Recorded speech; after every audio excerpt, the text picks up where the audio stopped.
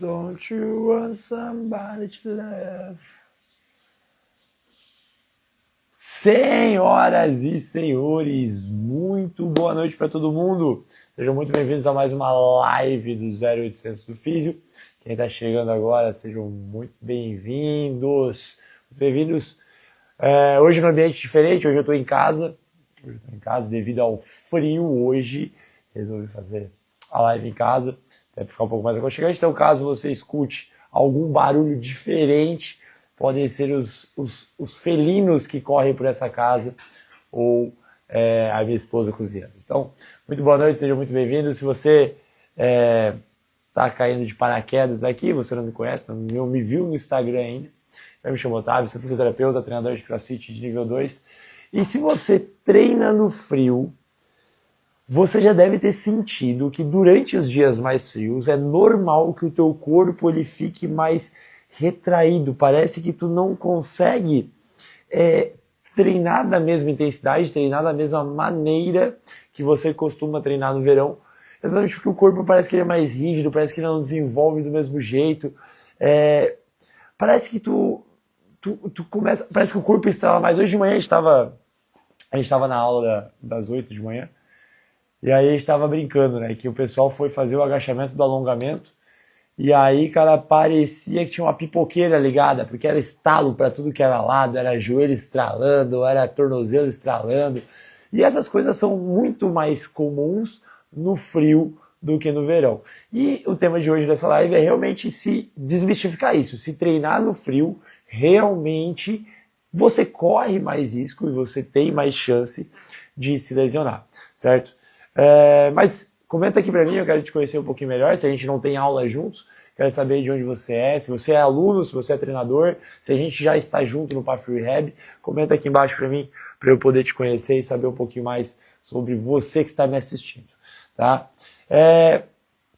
Durante o inverno, realmente, eu recebo, né, durante as aulas e aqui no Instagram, queixas dos alunos, e é muito mais recorrente os alunos falarem que estão sentindo mais dor, que o joelho começou a doer, que o ombro começou a doer.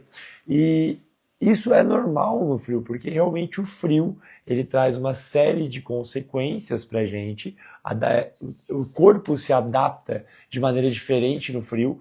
E isso, para a gente que pratica atividade física, e principalmente um esporte como o CrossFit, que é uma modalidade intensa, é uma modalidade que exige uma grande amplitude de movimento, a gente precisa ter algumas atenções durante a nossa prática, porque sim, treinar no frio aumenta o risco de você ter uma lesão. E eu vou te explicar nessa live hoje quais são os principais motivos e o que você pode fazer para ajustar e correr menos risco. Porque lembrando, a lesão ela faz parte do jogo. Estar vivo é um risco de lesão. Então, para que você possa ter uma jornada muito mais tranquila e aproveitar essa fase do ano que é muito difícil de treinar. Muito difícil porque o frio ele espanta, é normal. A gente tem mais preguiça, a gente quer ficar mais no quentinho. O pessoal sair lá do box para ir fazer a live em casa porque estava mais fresquinho, mais frio hoje lá. Então assim, na semana retrasada, eu tive um caso de um aluno que ele foi fazer um rolamento no alongamento. Ele foi fazer o rolamento e no que ele fez o rolamento para trás, na hora que ele foi voltar, não voltou. A lombar dele falou assim, ó, pode treinar hoje sozinho, porque eu não vou. E aí ele teve uma contratura na região lombar, essa lombar travou, ele já ficou para levantar, já foi um sofrimento, ele teve que ter ajuda, foi para o hospital, teve que tomar medicação, E no frio essas coisas acontecem. Infelizmente tem mais probabilidade de isso acontecer, tá? Por que essas questões elas acontecem mais no frio? E o aluno, ele tende a subestimar o frio exatamente pelo fato de que ele quer treinar igual ele treinava antes, né? Então, quando a gente entra nessas temperaturas diferentes do normal, do nosso normal, vamos botar assim, então dias muito quentes ou dias muito frios, eles exigem uma série de adaptações para que você possa treinar com mais segurança, tá? Então, o primeiro ponto Normalmente a gente subestima o frio, a gente acha que só porque tá frio tá tudo certo, é só começar a treinar que vai dar tudo certo. E na verdade não. Na verdade no frio a gente precisa ter um pouco mais de atenção. Eu vou explicar um pouco mais para frente a importância disso e o porquê que isso acontece, mas a gente deve progredir com mais calma, a gente deve não pensar tanto em movimentos tão explosivos, não deve começar tão forte, você vai precisar aumentar a temperatura corporal, tá?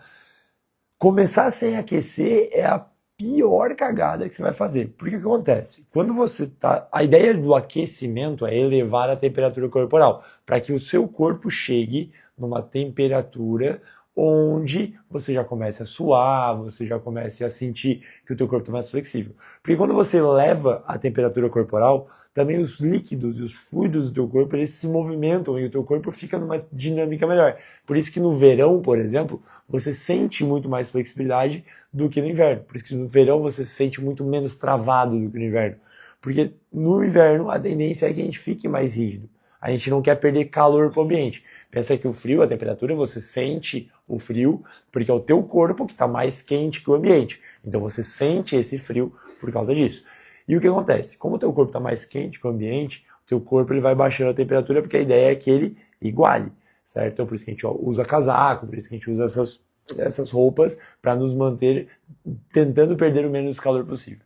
Então, você precisa aquecer mais. E o aluno que pula o aquecimento, que mata o aquecimento, que pula a progressão, que tenta progredir muito rápido, é o cara que está suscetível à lesão. Eu recebi mensagem no direct essa semana de um aluno falando para mim que ele travou a lombar, ele estava fazendo deadlift e durante a execução, na hora que ele foi soltar a barra, que ele sentiu a lombar dele travar. E o que acontece? A gente conversou, mandei uma mensagem para ele para poder entender um pouco mais o quadro dele, entender o que aconteceu. E ele estava me contando que ele estava na hora do skill, na hora da técnica, e eles fizeram o aquecimento, tal, não sei o quê, e aí foi para a técnica. E aí na técnica ele fez uma progressão, pelo relato dele, muito rápida de carga. Então, pensa que o teu corpo, eu já vou explicar isso mais para frente, mas pensa que o teu corpo ele precisa de tempo para as coisas acontecerem.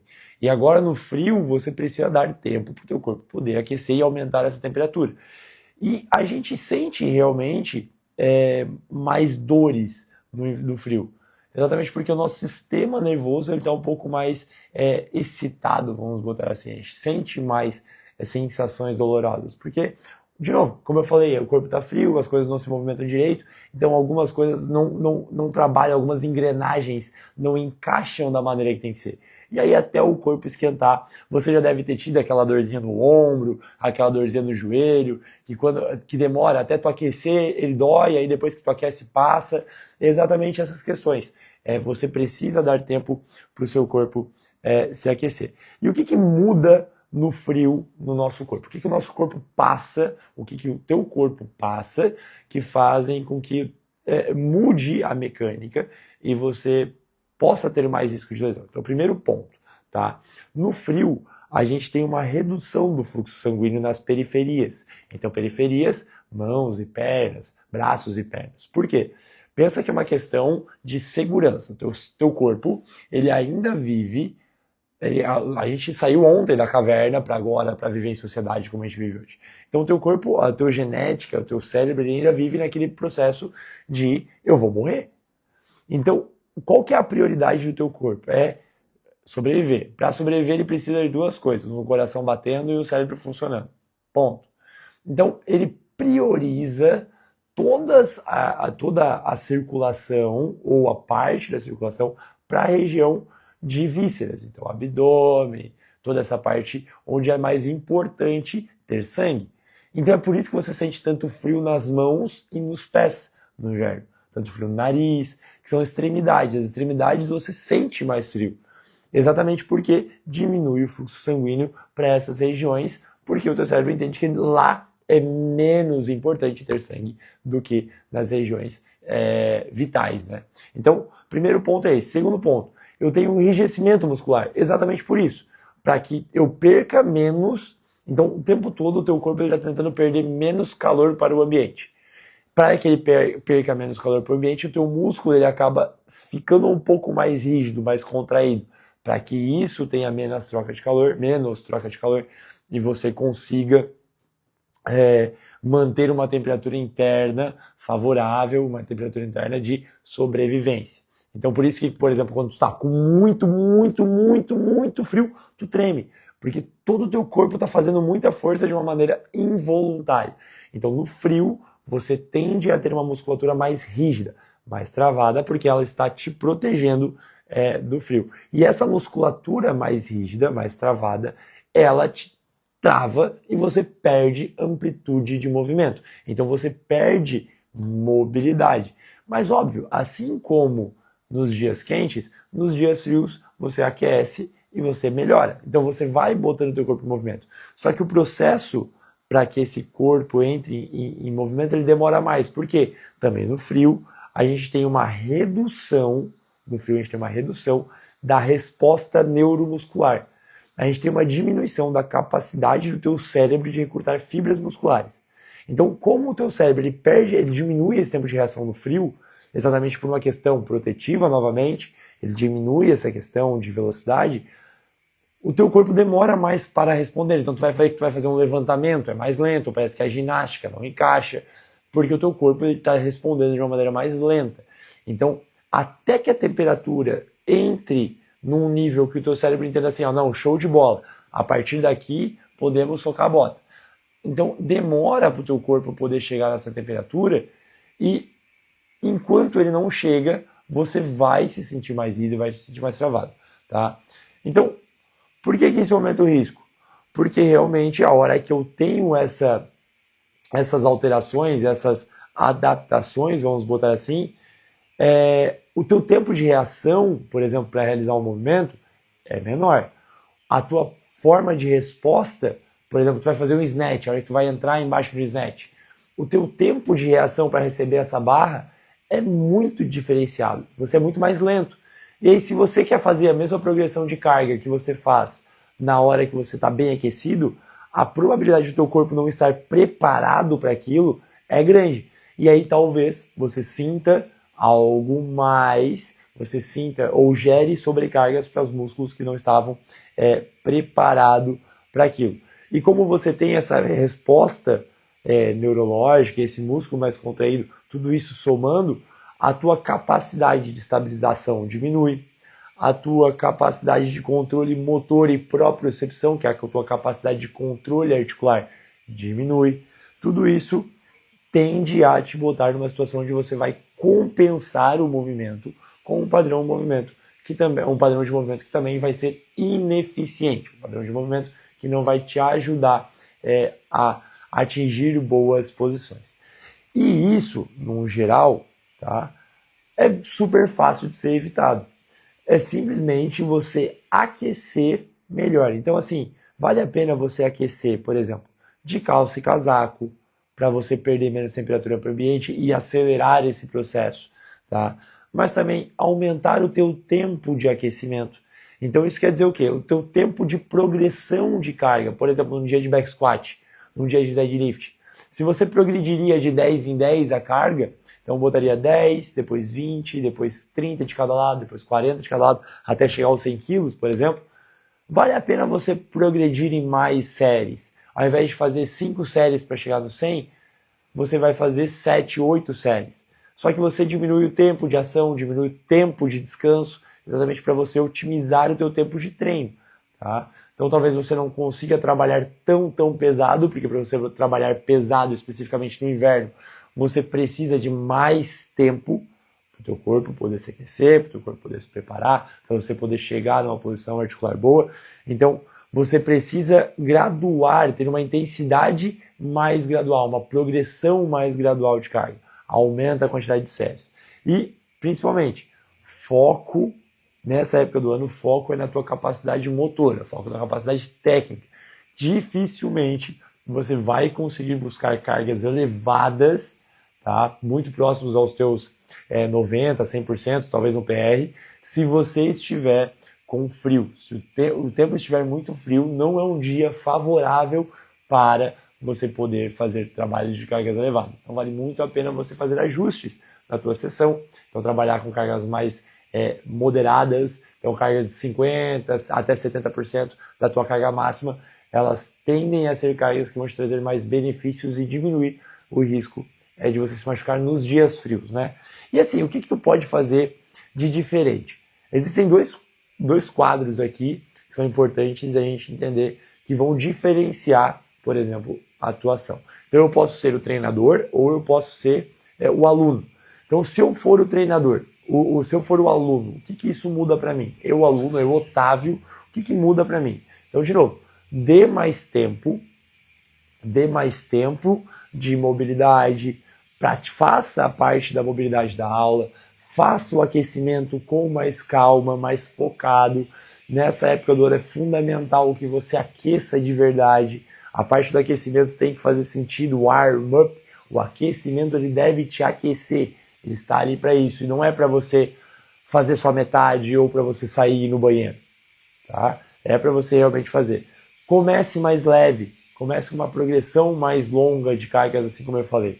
Isso vai te ajudar a diminuir as chances dessa progressão ser muito agressiva, e o teu corpo vai ter tempo de aumentar a capacidade neural. Porque essas alterações que eu te falei, contração muscular, capacidade neuromuscular, elas não são para sempre. É só naquele momento que tu tá com frio.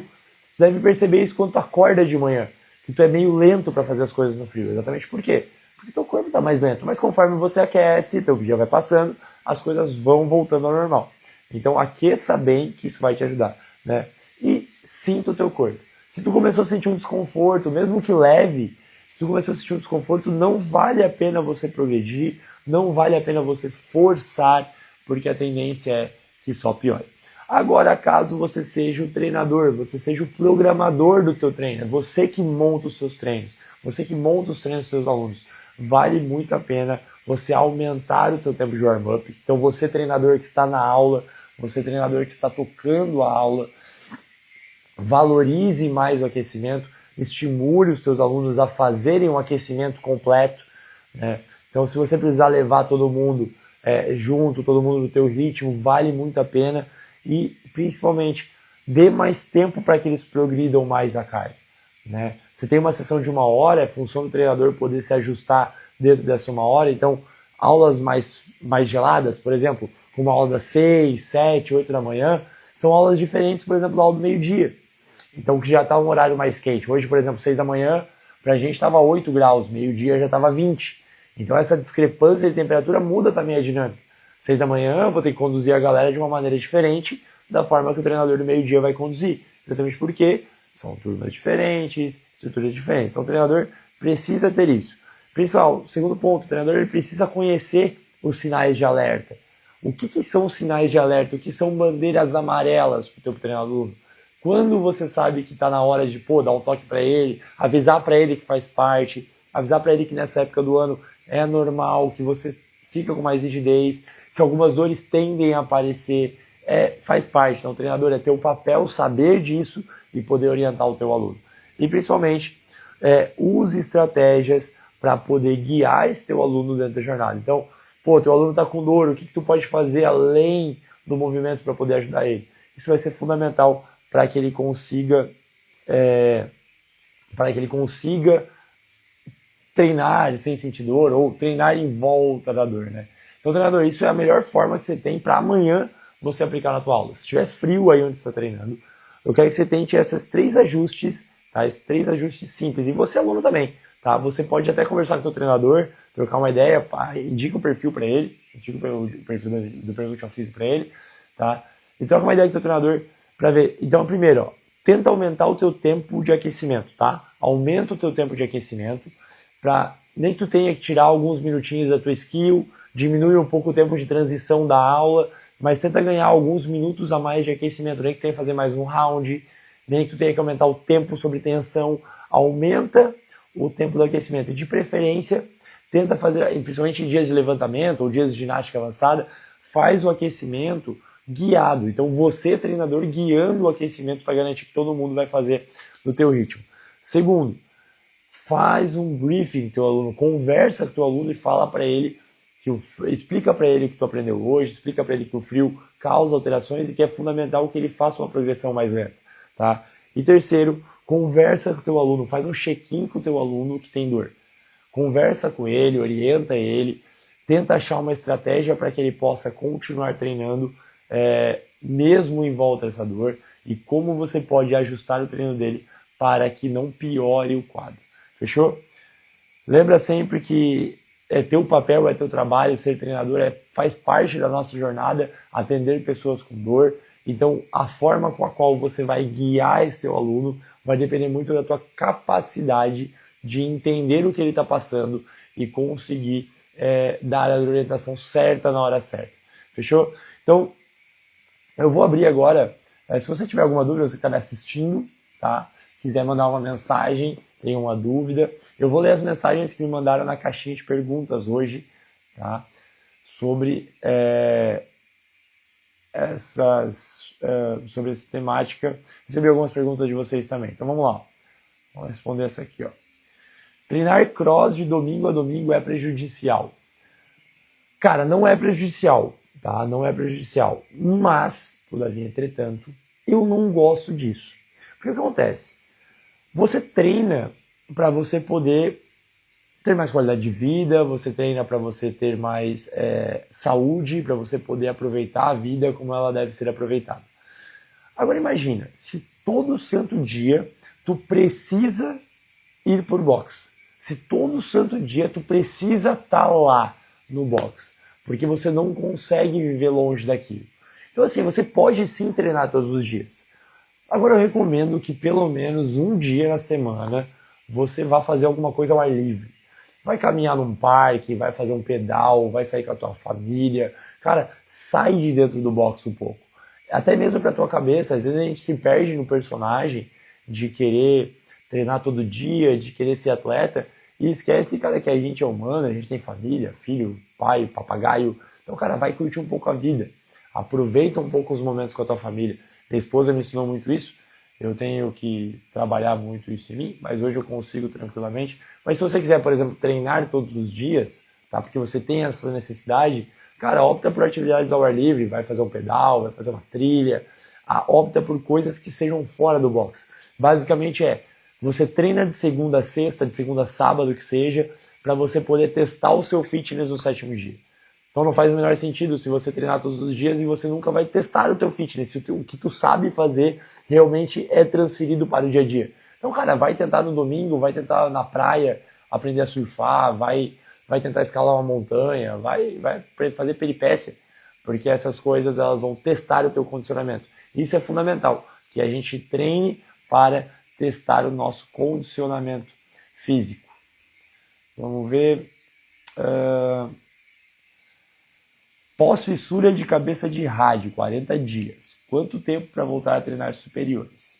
Cara, depende, né? Quem vai definir isso não é o treinador. Quem define essas questões de retorno pós-fratura ou pós-fissura não sou eu, fisioterapeuta, não sou eu, treinador, não é meu trabalho, não é meu papel dar essa direção. Quem define isso é o médico que está te acompanhando, o médico ortopedista que está te acompanhando. Então é função do ortopedista te orientar em relação ao que você pode ou não fazer, ao que você pode ou não realizar, por exemplo, depois de uma fratura, ou quanto tempo ela vai estar consolidada. Porque aqui existem muitas coisas. Pode ser que, por exemplo, deu 40 dias e você tem um processo cicatricial ok, e aí tá tudo bem, tá tudo certo, já melhorou. Já formou o calo, já selou, juntou os ossos, tá tudo certo. E pode ser que em 40 dias não colou nada, e você tenha que ficar mais 40, 60 dias. Normalmente um prazo são 3 meses para você poder ter uma consolidação completa. Então essas coisas vão alterando e vai depender de pessoa para pessoa. Não cabe, de novo, não cabe ao profissional de educação física, não cabe ao fisioterapeuta poder dizer quanto tempo para você voltar. Agora um ponto importante aqui. Você tem um braço só que está machucado. Você tem 2 pernas, você tem um core e você tem o outro braço. Então você pode ter muita coisa para você treinar mesmo com um braço só. Muita coisa que você pode fazer mesmo com um braço só.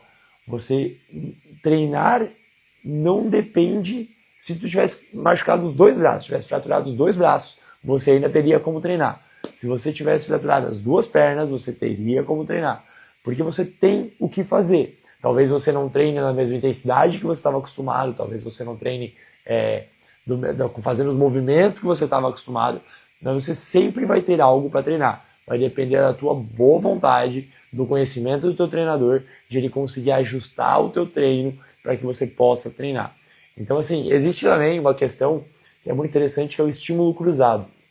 Vários estudos já abordaram isso e mostram que quando eu tenho uma lesão, por exemplo, do lado esquerdo, isso acontece muito para pessoas que têm dor no ombro enfim. Eu tenho uma lesão do lado esquerdo. Todo treino realizado com o braço direito, ele vai gerar um estímulo cruzado. Porque quando chega no teu cérebro ele vai fazer uma série de conexões e ele vai estimular, obviamente não na mesma intensidade, mas ele vai estimular o lado contrário.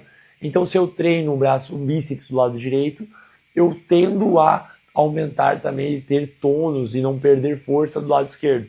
Então, é fundamental que mesmo durante a lesão, mesmo durante o processo cicatricial de uma lesão, você continue treinando, tá? Porque além dos benefícios neurológicos que ele vai te trazer, então, diminuição de ansiedade, benefícios de saúde mental, enfim, no geral, você vai ter um estímulo muscular também, e isso vai ser fundamental para o teu processo de recuperação.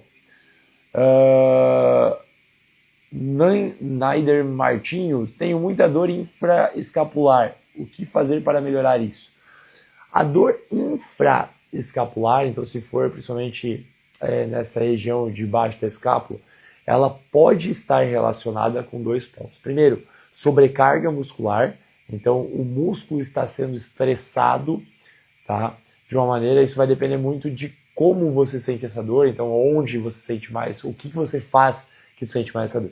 Mas no geral, a sobrecarga para essa musculatura, então de alguma maneira essa musculatura está sendo estressada, tá? Num nível muito alto. E aí, se for por causa do treino, é importante que você ajuste e entenda o teu padrão de movimento, normalmente é isso, o padrão de movimento que você executa, os movimentos não está sendo adequado, você não está conseguindo, por exemplo, recrutar os músculos certos na hora certa, e isso faz com que você gere sobrecarga para músculos como o hífen espinhoso, que ficam na região infraescapular, tá? Então essa região embaixo da escápula, aqui embaixo, então essa região. Segundo ponto, que pode ser, tá? É realmente você estar com algum ponto gatilho na região. Também está ligado à sobrecarga, mas aí pode estar ligado à tua laboral, ao teu trabalho, tá? Então você tem essas 2 possibilidades. Nos 2 casos, ajustes técnicos e principalmente, se for a tua laboral, é importante que você adicione exercícios de alongamento durante a jornada.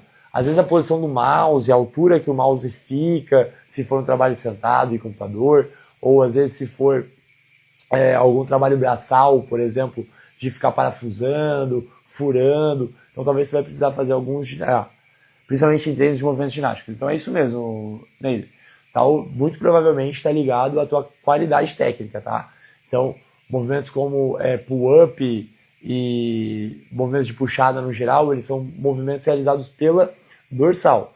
E isso vai depender muito da tua capacidade de recrutar ela, tá? Então, se eu não consigo recrutar ela, eu uso os músculos que eu tenho mais conhecimento. Então, acaba sendo bíceps e a musculatura de estabilização de ombro. Só que esses caras, no volume, não aguentam a demanda.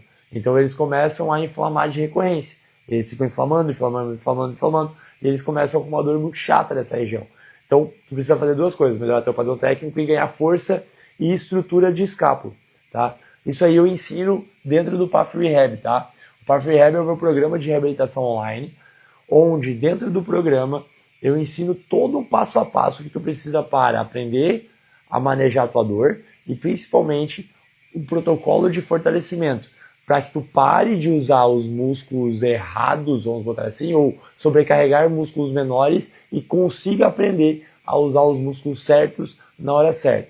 Um protocolo de 12 semanas, totalmente pensado para que você possa continuar treinando e fortalecer o teu ombro, fortalecer a tua musculatura de escápula para que ela não tenha tanta sobrecarga, tá bom? Se você quiser conhecer um pouquinho mais, só mandar aqui para mim no chat ombro, que daí eu envio para você no direct. Fechou? Vamos lá, próxima pergunta. Quais exercícios bons para fortalecer o ombro? Sinto um pouco de dor nos exercícios de barra. Acho que é isso. Tá? Então, como eu falei, o Path Rehab ele tem isso, mas se eu tivesse que escolher, por exemplo, 3 exercícios, tá? Para a gente poder melhorar a força de ombro. Se eu pudesse escolher só 3 exercícios para melhorar a força de ombro, eu escolheria, primeiro, barra fixa ou pop restrito, tá? Mas eu não começaria fazendo a barra pendurado não, tá? Eu começaria a barra com o pé no chão. Faria barras restritas e tentaria ganhar volume. Então eu faria séries de 10, 15 repetições se eu conseguisse. Entre 10 e 15 repetições antes de progredir para barra alta. Por quê? Porque eu preciso conseguir aumentar minha força de puxar na horizontal. Segundo exercício que eu trabalharia, tá? Exercícios de escápula. Então, principalmente exercícios de controle de escápula, que eu jogue a escápula lá para frente, que eu jogue a escápula lá para trás, para eu aumentar a minha capacidade de coordenação escapular, para aumentar a minha capacidade de controle escapular. E o terceiro exercício seria os exercícios de rotação de ombro na linha do ombro. Então, quando eu deixo meu braço assim, então deixa eu virar um pouquinho aqui, ó. Eu deixo meu braço assim, ó, na linha do ombro, exercícios de rotação aqui, ó, que é o ponto mais importante de pensamento. E eu faria exatamente nessa ordem, tá? Primeiro eu ganharia a força de puxada, trabalharia minha força de escápula, porque esses dois me dariam estrutura para poder trabalhar nesse ângulo, que é um ângulo doloroso, mas eu ia conseguir encaixar minha escápula e trabalhar aqui. Esse exercício é conhecido como Cuban Press. Se você procurar ele no YouTube, você acha. Então, os 3 exercícios que eu trabalharia se eu tivesse dor no ombro, ou que eu trabalho, inclusive, com os meus alunos, estão dentro do Path Rehab. Se você não quer precisar pensar, por exemplo, do que fazer, não quer pensar que exercícios usar, isso facilita muito a vida, o Path Rehab vai te ajudar com toda certeza, tá? Então, seria o pull-up restrito com o pé no chão, seguidos de movimentos de escápula, e terceiro, eu trabalharia os movimentos de rotação na linha do ombro. Fechou? Então, galerinha, por hoje é só. Muito obrigado pela presença de todo mundo que participou, mandou mensagem. Galera, importante, tá? A gente começou na semana passada, foi a nossa primeira turma da mentoria Treinador RX, então a gente já encerrou o carrinho. A gente está com alguns pedidos, estamos estudando com a equipe se a gente vai abrir o carrinho ou não. Então, se você está aluno e conhece um treinador que talvez queira se desenvolver como treinador e aprender essa temática, quer se tornar um treinador melhor e ajudar as pessoas, manda para ele que a gente vai estudar e talvez a gente abra ainda vaga dentro dessa jornada, tá? Então, talvez agora dia 10 a gente abra. Senhores, muito obrigado por hoje. Prazer em narrar essa live. Tamo junto. Obrigado a quem ficou até o final. Um forte abraço, um beijo, um queijo. Até terça-feira que vem para mais um 0800 do Físio. Valeu!